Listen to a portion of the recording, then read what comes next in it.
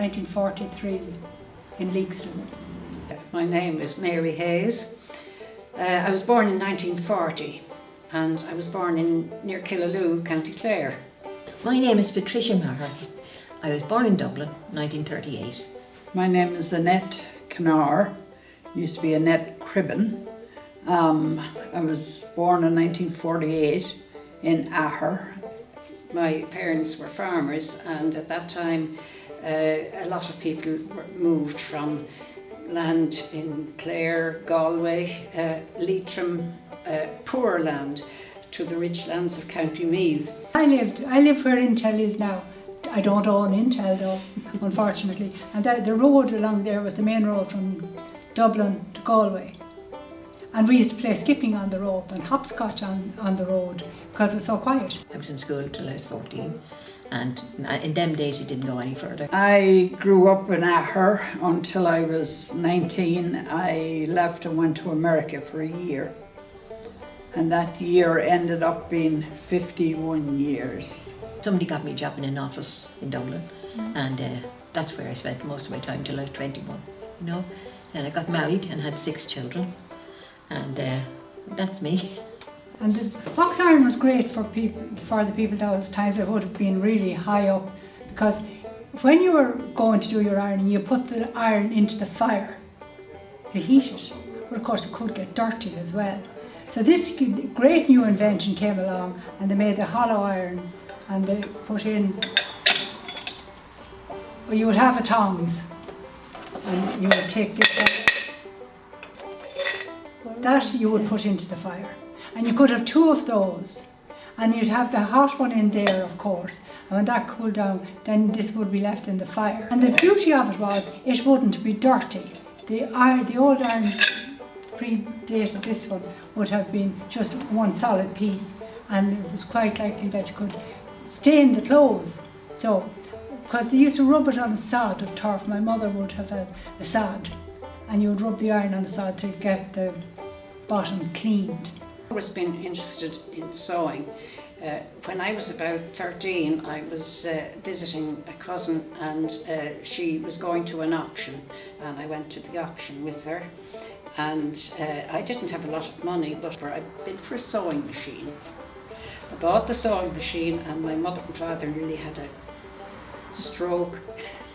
I think it was around the beginning of the 1900s it was invented, and it was used all those years until about nearly into 2000. But I did work in an office, and the clatter of that thing is something else, especially if you had a typing group behind you, like a group of girls. You learned it in school, and then when you came home, your mother or grandmother, you know, worked with you. And we always had to knit little things, and gloves and socks, turning the heel on a sock. That was the worst part. My real love was patchwork. It was about 5,000 years patchwork has been found in tombs in Egypt and in China. So it goes back a very long way. And back then fabric was very precious, and any good bits out of worn out articles, they took out the good bits and cut them out, and they made things like bags, wall hangings, bed covers. It's dangerous for me to go into a shop where there's fabric. I could spend far too much money. Iron knitting I got into when I went to America. I went as an au pair, and I was taking care of 6 children. And of course, they were crazy about anything Irish, you know, it was the greatest thing ever. So Mr. Kelly asked me if I could knit iron sweaters, and big mouth me said yes. I saw them being used for was melting paint. If you wanted to paint a door, you took off the original paint by using this yoke. They had a spirit, they'd put some sort of a spirit in there and pump it, and then the gas would ignite, and they'd put a light to it, and this flame would come out. In the Aran Islands, years and years ago, your family would have one design, and my family would have one design, and that's how we kind of knew each other's sweaters. The other thing was, if, you know, a boat capsized out at sea and they couldn't find the people. When they did, they'd know exactly who they were by the sweater they were wearing. A lot of patterns start with 9-inch squares, and you can develop a lot of things from 9-inch squares, and it can come out looking very intricate, and people would think you have done an awful lot of hard work, but when you know how it's done, it's actually quite easy. I do mostly kids stuff now, because all my nieces and nephews, they're having kids. And the reason I really like these coins is that they have animals. Like there's the hen and her chickens on the penny. And 2 and 6pence, that's the highest denomination, has a horse. I remember when I had a birthday and my granny lived in Leixlip, and she was quite a tall lady, and I ran over to her and I put my hands up to her like this. I must have been about 5 or 6 at the time, and I said, "Granny, it's my birthday." And she gave me 3pence. Oh, heavens above. And my trademark is I put a different button. My name is Nolene Pearl, and I was born in Dublin in 1937. I'm Tom Holmes. I was born in 1938 in Rainham in Kent. My name is Mary Mulvey. I was born in Clarkstown, Ireland on the 9th of August 1943.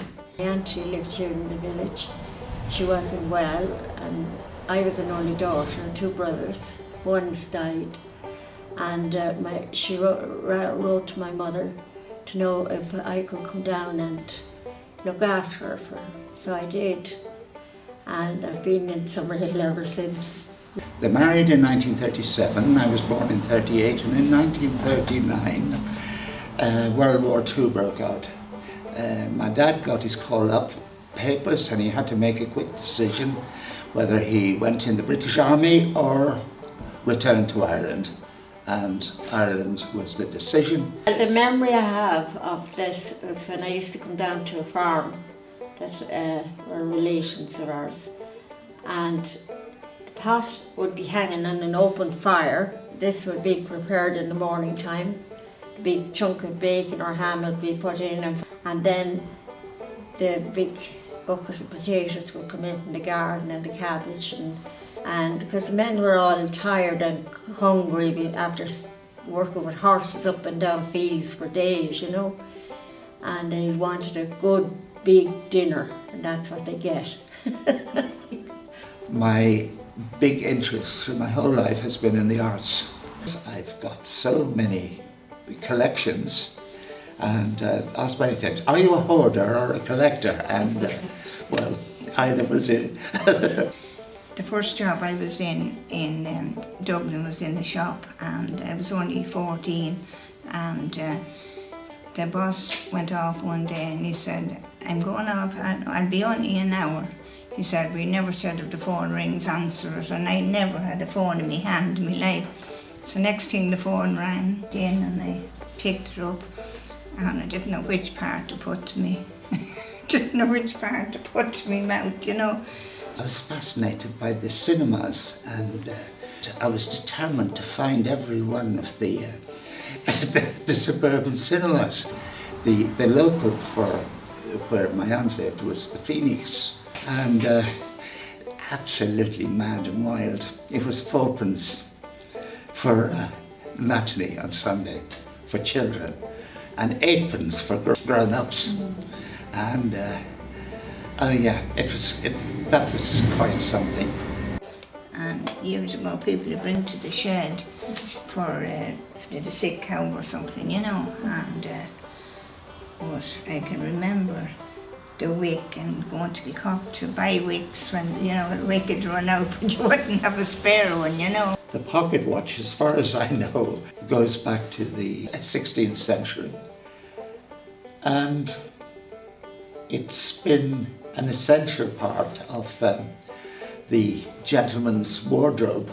Well, I remember my grandfather, and he sported one, and it was very much Edwardian in his mode of dress, and my father inherited that, and that I think that was a pretty regular thing to